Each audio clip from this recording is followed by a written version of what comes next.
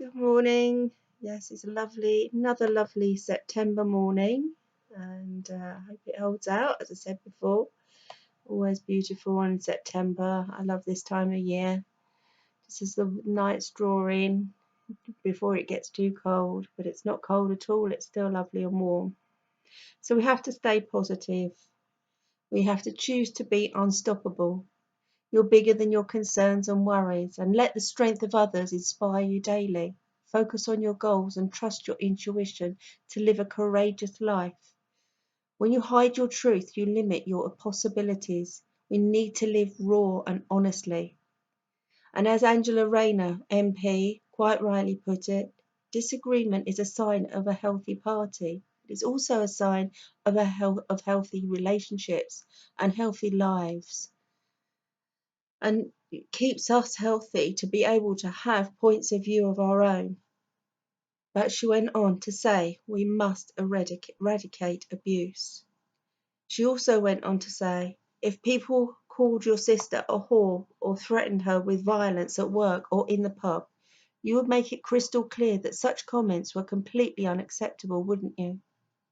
But online, some people seem to think that they can get away with this kind of behaviour.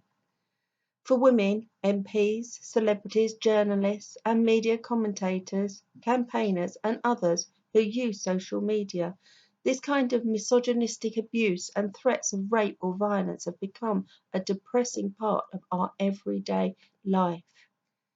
Some women receive hundreds of violence threats in a single day. Many have been driven off Facebook and Twitter or have been left worrying about their personal safety in the offline world for fear that abusive trolls will act out their online threats. And this is a constant worry for MPs in the aftermath of the murder of their colleague Jo Cox. This is intolerable for all women, and the Labour Party will not put up with this kind of abuse. But in addition to this, is my words. In addition to this, we must also still continue to be able to speak up for ourselves. All of us, whether man, woman, children. Children need to have their voices heard as well. There are many children in care homes, in care, and also vulnerable people, disabled people, elderly people in care who are unable to speak for themselves. There are carers who want to take care of their own families, who are afraid because they're being threatened. People need to be able to speak up without fear of abuse or without fear of threats of being taken to court or even imprisoned.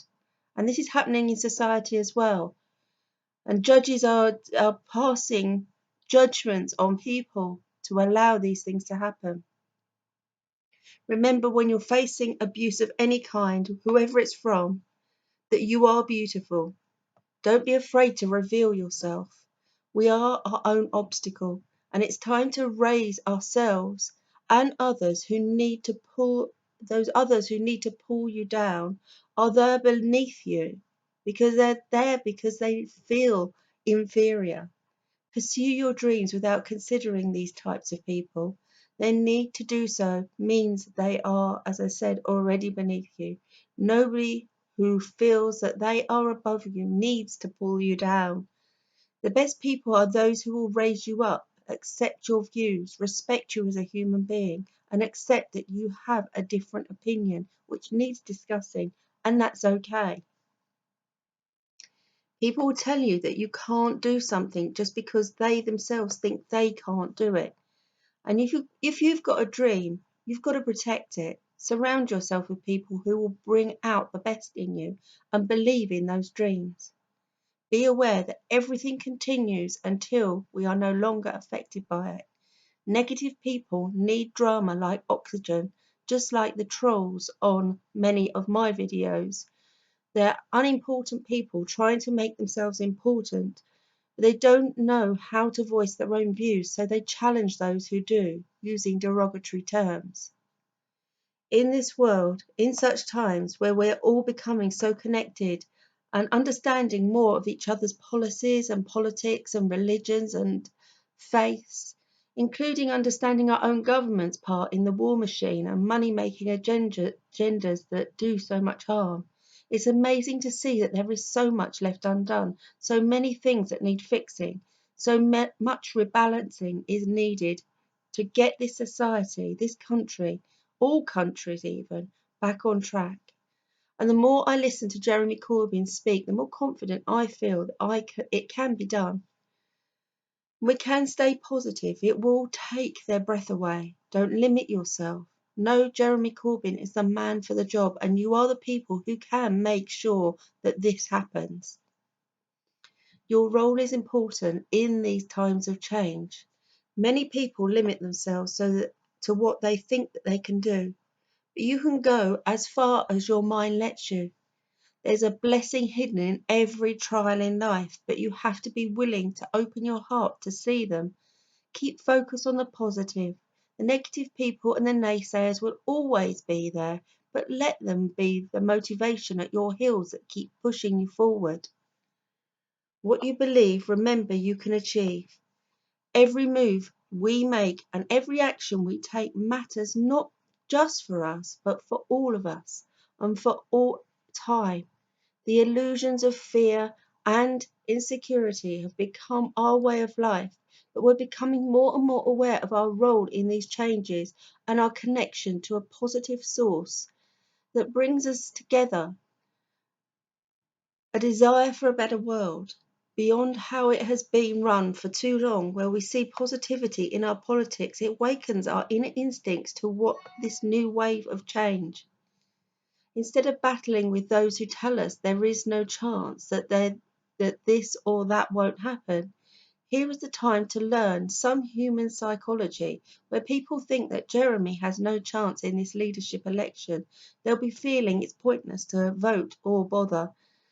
They may even say so online over and over. I've heard it and I've been challenged with it myself, but there are too many still thinking this, believing polls are against Jeremy, pointing to me odd numbers that are copied from somewhere that has led them to a belief that they're correct. And no matter how many other polls you show to those people, they've become stuck in this mindset for their own safety and with their own safety net behind them. So let's wait until he wins this one and watch the second surge of people wake up and see something they didn't think possible and look at what we have been telling them all along. Some of these people have just had to wait and let them face this thing themselves. They can't and won't be shown. Wait and see the second wind of people. Eventually, better late than never, create this second surge towards Jeremy's vision of Labour. The Greens, whose policies Jeremy supports, with his clean energy drive, his anti-fracking, look at the damage the Tories have already done to themselves. There's a pattern in politics, where the Tories do enough harm, as they have when Labour got elected. Even the most shocking of wins have occurred during those times, and we are in those times. Even Tory voters are in awe of this man for all the right reasons, but again the naysayers will remain in slumber until this reality is staring them in the face. Jeremy is way ahead, and we will remain that way. I like to think that everything happens for a reason, and I'm aware of the psychology of people. Those naysayers are good for the rest. They push them further to ensure change does happen by raising their oppositional shackles, pushing them to take action, to make those changes so that change does happen. So I say, well done, all you naysayers. Keep it up. You're pushing those who are unsure into the right position to actually bring Jeremy Corbyn to power at the right time. He will be Prime Minister. I've absolutely no doubt about this. We're becoming more and more aware of our true power, the power to create the world and our dreams and our own real reality. It's ours and always has been. We have been denied this power and we have created an illusion that we're not in control. and we're powerless or victims. And this denial, this illusion has become the physical reality for so many. Allow yourself to let go of those illusions, because it is time to decide what you really prefer now. Everyone claims to be searching for the meaning of life, the secrets of the universe, the ultimate truth. Here it is plain and simple. The meaning of life is love. It is the ultimate truth. The secret of the universe is the life force, the thing that connects us all, that exists. Love is the glue that holds the universe together. But it is socialism that holds the people together even more. And that is what we need to understand and get across to other people, is what the Labour Party truly, truly stands for. Social housing, the welfare state, National Health Service, the educational system are all just a few of the Labour's great achievements. All of these things been eaten away by a continuing Tory government. This country is sick, and it's become sick of this. Not to mention the embarrassing fact that the UK is now the second biggest arms dealer in the world. And it's not a record anyone should be proud of. 2/3 of all UK weapons sold since 2010 have been to Middle Eastern countries. There has now been 3 resignations on the government's child sex abuse inquiry, because apparently it's too big to uncover the truth. We look at those who are truthers like David Icke, who are continuously labelled conspiracy theorists, who are not afraid to speak up about the evil and paedophilia amongst those who are, it seems, beyond the law. Some of these are clearly still in positions of power and influence today, or there wouldn't be these resignations. Those people are being paid a lot of money to do those inquiries. So it seems they're too afraid to name those names. And as they say, they need to look into what is going on now rather than go back in history to tackle what is still happening. Clearly, the resignations mean that they're too afraid to do that job themselves. This fear keeps children harmed, but do we not even want to imagine the fear those children that are suffering before our own? Right now, we watch Owen Smith lead a pointless campaign which continues to do nothing but damage to a very electable party that has so much to offer. But rather than put these issues before the question of electability, he puts himself in the position that forces a battle against the elected leader. Could any of these things that the party stands for have ever been delivered if Labour's core policies founders had put electability before those values? They've been preoccupied with public opinion. Jeremy Corbyn remains true to his principles, even in the face of hostility and establishment media, just as the true Labour MP of old did. And this is just how positive change comes about, isn't it? Whilst Labour MPs have resigned and have voted for the return of the shadow cabinet vote, continue to create a party that serves only those in power whilst failing the very people who need Labour most. I, for one, do not believe those MPs or Owen Smith has our best interests at heart. Not at all. And I, for one, am someone in my 50 years have not voted at all in any of these elections, but I have voted in this leadership election, and I would vote for Jeremy Corbyn to be our Prime Minister in a general election. I think people need to start seriously thinking about where their vote will go and what would happen if they do oust him. Those who put forward arguments about electability seek to distract us all. Such disinformation simply masks their real intent, which is to maintain Labour's position as a centrist party committed to managing capitalism just slightly better than the Conservatives. After all, it was Tony Blair who said he wouldn't want Labour to win in a socialist platform, even if that were the only way to guarantee victory. The argument that Corbyn is incapable of winning an election for Labour is self-evidently wrong. He has done it time and time again. However, we have to stop responding in negative ways to how we are being treated like we are stupid, especially where we know the truth over fiction being told to us. We've all of us had the experience of reacting in ways that was not how we would normally react when being unfairly criticised or being told something we did not want to hear. Especially when our emotions are triggered, they tend to take centre stage, inhibiting our ability to pause before we speak. We may feel compelled to release the tension by expressing ourselves in some way, whether it's yelling back at the person yelling at us. But there's much to be said for teaching ourselves to remember to pause, take a deep breath before we respond to the shocks and insults that come our way. For one thing, our initial response is not always what's best for us and for the people involved.